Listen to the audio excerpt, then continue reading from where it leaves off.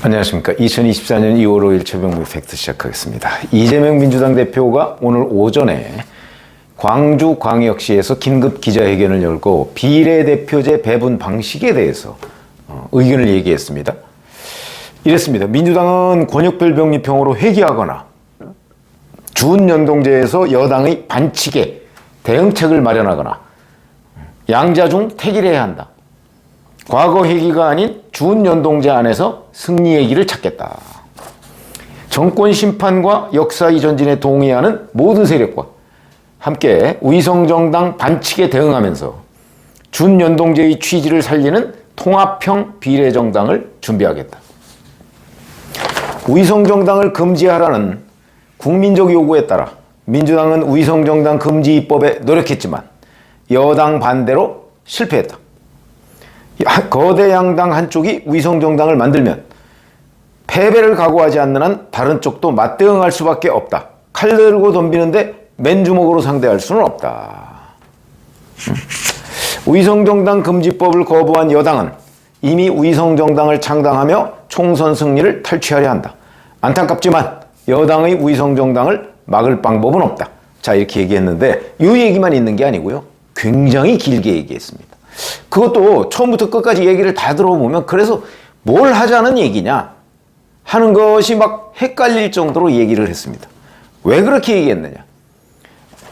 준연동형을 선택하는 거는 사실은 본인의 입장을 바꾼 거니까 그렇다 쳐도 준연동형을 선택하면 위성정당이 만들어질 거라는 거는 삼척동자도 다 압니다. 4년 전에도 그랬고요.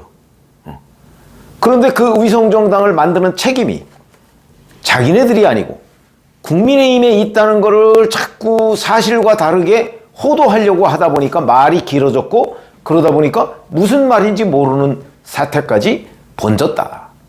이렇게 이해하시면 됩니다. 간단하게 얘기해서. 실제 책임은 어디에 있는 거죠? 잘 아시다시피 준연동형 또는 연동형을 선택하면 위성정당을 만들 수밖에 없기 때문에 우리 그런 꼼수 부리지 말자. 그러니까 병립형으로 가자. 깔끔하게. 이렇게 얘기한 게 바로 5년 전의 그러니까 민주당의 전신인 미래통합당이죠. 그런데 그때 밀어붙인 거 아닙니까? 민주당이 정의당 등과 손잡고 위성정당 만들어도 좋아. 그러면서 밀어붙인 게 지금의 선거법입니다. 그때도 지금 국민의힘의 전신인 미래통합당은 만약에 준연동형을 택할 때는 위성정당을 만들 수밖에 없다. 그러니까 위성정당 만들지 말자. 그 방향으로 계속 얘기를 해왔는데 그걸 무시했던 게 민주당인데 지금에 와서 위성정당 반칙을 먼저 한 게 민주당이다. 아니죠. 민주당을 먼저 한 게 국민의힘이다. 국민의힘은 위성정당 만들지 않는 제도를 채택하자고 주장을 해왔던 건데 그걸 무시했던 게 민주당입니다. 그럼 반칙은 위성정당 반칙은 뭐 국민의힘이 했다라고 쳐도 그걸 할 수밖에 없는 시스템을 만든 거는 민주당이다. 그리고 또 민주당도 위성정당 반칙을 똑같이 했다. 그럼 민주당은 반칙을 2번 한 겁니다. 그리고 지금도 위성정당 우리 만들기 싫다. 그러니까 병립형으로 가자. 작년부터 그렇게 얘기를 해왔는데 민주당이 계속 무시해가면서 뭐 병립형, 권역별 병립형, 연동형 어쩌고 하더니 가장 최근에는 보세요. 이런 겁니다. 가장 최근에는 뭐 또 전당원 투표제 얘기를 해서 전당원 투표제 하면은 병립형으로 되죠. 그래서 그때 제가 돌고 돌아 병립형으로 이렇게 유튜브를 해드리지 않았습니까? 그러더니 또 그걸 뒤집습니다. 현란한 말 뒤집기. 이게 바로 병립형이냐 연동형이냐 해서 결정적으로 드러난 거죠. 이런 것들을 이 책임이 민주당에는 아무것도 없습니다 라고 국민 앞에 설명을 하려니까 막 말이 꼬인 겁니다. 그래서 처음부터 끝까지 들어보면 뭘 하자는 얘기인지 얘기는 간단하죠. 준연동형 연동형 비례제를 하고 우리는 위성정당을 만들겠다 이겁니다. 그 얘기죠. 자, 근데 이미 작년 11월에 용해인 의원의 기본소득당 등 몇몇 진보당하고 이런 데가 합쳐서 개혁연합신당이라는 걸 제안했습니다. 이게 바로 제가 위장정당이다. 이건 위성정당이 아니고 위장정당입니다. 그러니까 연동형으로 갈 경우에 대비한. 그러면 이제 그 이후에 병리평을 검토한다고 했다가 전당원 투표제 한다고 했다가 어제 문재인 전 대통령 만나고 와서 오늘 입장을 또 180도로 바꾼 겁니다. 왜 그랬을까?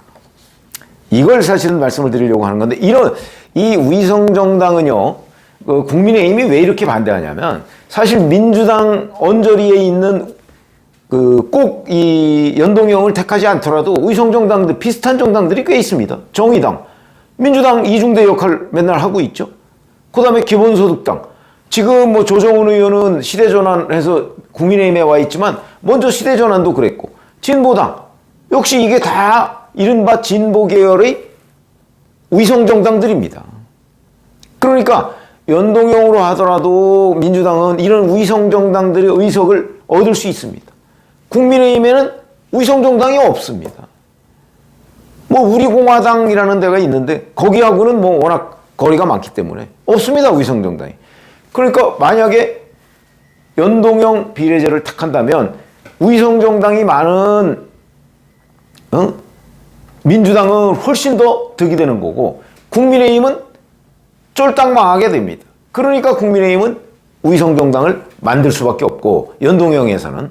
그러니까 국민의힘 그거 만들기 싫으니까 병리평으로 가자고, 깔끔하게 병리평으로 가자 이렇게 주장을 해왔는데 그걸 가지고 왔다 갔다 하다가 어제 문재인 전 대통령 만나고 나서 이제 연동형인데 그것도 또 연동형, 준연동형 취지에 맞게 이렇게 돼서 또 여지를 남겨놨습니다. 취지. 그러니까 거기에다 또 어떤 꼼수를 부릴지 모른다. 이런 얘기가 되는 거고요. 자, 이게 작년 11월에 이재명 대표가 멋지게 지면 무슨 소용이냐? 이래서 병리평으로 간다고 사실상 선언을 해놨다가 1월 초에는 또 연동형을 검토하다가 2월 초에는 전당원 투표하겠다고 하니까 또 이거는 병리평으로 되돌아가는 거라고 했다가 그랬다가 이제 오늘 또 준연동형을 살리는 취지라고 얘기를 했습니다. 제가 오늘 말씀드리려고 하는 내용은 그 부분입니다. 왜 이렇게 바뀌었을까? 어제 문재인 전 대통령을 만나기 직전까지만 해도 이재명 대표는 민주당의 취재를 해보면 병리평으로 가야 된다라고 생각을 하고 문재인 전 대통령을 만난 걸로 저희는 취재를 했습니다. 그러니까 병리평을 사실상 통보하기 위해서 갔는데 문재인 전 대통령이 제3지대 얘기를 꺼냅니다. 그럼 문 전 대통령은 왜 제3지대 얘기를 꺼냈을까? 이건 이제 제가 추정입니다만은 결국은 정의당이나 그러니까 본인이 대통령일 때 했던 방식 그대로 정의당이나 기본소득당이나 뭐 이런데 그 민주당의 좀 우호적인 정당들하고 같이 가는 게 중요하고 아마 문재인 전 대통령의 머릿속에는 조국신당이 있었을 겁니다. 조국신당을 어떻게 할까요? 조국도 뭐 비법률적인 방식으로 명예회복을 하겠다고 문재인 전 대통령한테 얘기를 했는데 뭐 신당을 만들겠다. 그것도 비례신당을 만들겠다는 거 아니겠어요? 그 사람이 마음의 부담이 있다는 사람 아닙니까? 아마 걸렸을 겁니다. 그렇기 때문에 어제 이재명, 문재인 그 만남에서 30분간 비공개 면담이 있었고요. 2시간 동안 오찬을 했다고 하죠. 그 오찬에서도 그 얘기가 나왔다는 겁니다. 제3세력, 우호적인 제3세력과 함께 가야 한다. 이게 병리평으로 가면 안 된다는 얘기거든요. 그거를 제가 오늘 아침에 문재인 전 대통령이 이재명 대표한테 주문했다. 이렇게 말씀을 드렸죠. 근데 곧바로 그 주문대로 이재명 대표가 주문 배송을 한 겁니다. 주문대로 갔다가 준 거죠. 문재인 전 대통령한테 굴복했다 이거죠. 본인은 병리평으로 가려고 그걸 통보하려고 어제 양산을 갔는데 문재인 전 대통령 말을 듣고 또 바꿨다. 저는 그렇게 해석을 합니다. 그러니까 결국 문재인 전 대통령한테 굴복을 한 것이다. 그러면 왜 그랬을까? 이게 또 중요한 대목이죠. 왜 그랬을까? 자, 우선 당내에 친문 세력들이 꽤 많습니다. 친문이 사실 지금 의사표시를 안 해서 그렇죠. 친명보다 많습니다. 이거를 이재명 대표는 그동안에 친문을 좀 무시하는 쪽으로 해서 이번 총선을 거쳐서 친명이 압도적일 수 있도록 친문을 거의 학살 공천을 해야 되겠다라고 마음을 먹은 것으로 보였는데, 자, 이낙연 전 대표하고 원칙과 상식 탈당했죠. 그러면서 친문의 구심점이 될 가능성이 높아졌습니다. 거기가 만약에 이재명 대표가 여기서 칼질을 세게 해서 친문 세력들을 공천 탈락시키면 친문 세력들이 이낙연 신당으로 다 모일 가능성이 대단히 높아졌습니다. 위기의식을 느낀 거죠.